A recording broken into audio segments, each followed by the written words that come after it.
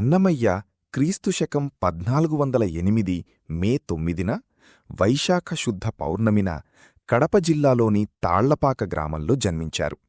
ఆయన తల్లి లక్కమాంబ, తండ్రి నారాయణసూరి. దివ్య అంశ. ఆయన శ్రీమహావిష్ణువు ఖడ్గమైన నందకం అంశతో జన్మించారని భక్తుల నమ్మకం. చిన్నప్పటినుండే ఆయనకు విష్ణుభక్తి మెండుగా ఉండేది. ఒకసారి తన వదిన మాటలకు నొచ్చుకున్న అన్నమయ్య కేవలం 16 ప్రాయంలోనే ఇల్లు వదిలి కాలినడకన తిరుమల కొండకు బయల్దేరారు. అలిపిరి మెట్లు ఎక్కుతూ అలసిపోయిన ఆయనకు సాక్షాత్తు అలమేలు మంగమ్మ దర్శనమిచ్చి ప్రసాదం పెట్టి ఆకలి తీర్చారని చెబుతారు. అప్పుడే ఆయన నోటి నుండి మొదటి శతకం వెలువడింది. తిరుమలలో స్వామివారి దివ్యరూపానికి ముగ్ధుడైన అన్నమయ్య తన జీవితాన్ని సంకీర్తనలకే అంకితం చేశారు. అహోబిలం. అహోబిల మఠాధిపతి షఠకోపయతి వద్ద పంచసంస్కారాలు పొంది విశిష్టాద్వైత సిద్ధాంతాన్ని, దివ్య ప్రబంధాలను అధ్యయనం చేశారు. అన్నమయ్య మొత్తం 32,000 సంకీర్తనలు రచించినట్లు చరిత్ర చెబుతోంది. వీటిని 2 ప్రధాన విభాగాలుగా విభజించవచ్చు.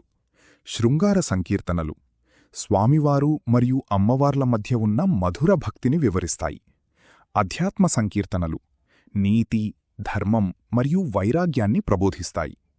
నేడు మనకు కేవలం 12,000 సంకీర్తనలు మాత్రమే లభ్యమవుతున్నాయి. ఇవి తిరుమల ఆలయంలోని సంకీర్తనా భండాగారంలో రాగిరేకులపై భద్రపరచబడ్డాయి. అన్నమయ్య కులమత విచక్షణకు వ్యతిరేకంగా పోరాడారు. ఆయన రచించిన బ్రహ్మం ఒక్కటే, పరబ్రహ్మం ఒక్కటే అనే సంకీర్తన నేటికీ సామాజిక సమరసతకు నిదర్శనం.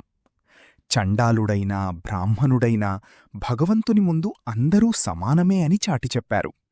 స్థానిక రాజు సాళువ నరసింహరాయలు అన్నమయ్య భక్తికి ముగ్ధుడై తనపై ఒక పాట పాడమని కోరారు. కాని అన్నమయ్య, హరిని స్తుతించే నా జిహ్వ నరుని స్తుతించదు అని నిరాకరించారు. దీనితో ఆగ్రహించిన రాజు ఆయన్ను బందీ చేసినప్పుడు సంకెళ్ళు అవే విడిపోవటం వంటి అద్భుతాలు జరిగాయని కథనం. అన్నమయ్య తన 95వ ఏట క్రీస్తుశకం 1503లో పరమపదించారు. ఆయన వారసులు పెద తిరుమలాచార్యులు, చిన్నన్న ఆయన కీర్తనలను రాగిరేకులపై చెక్కించి భావితరాలకు అందించారు.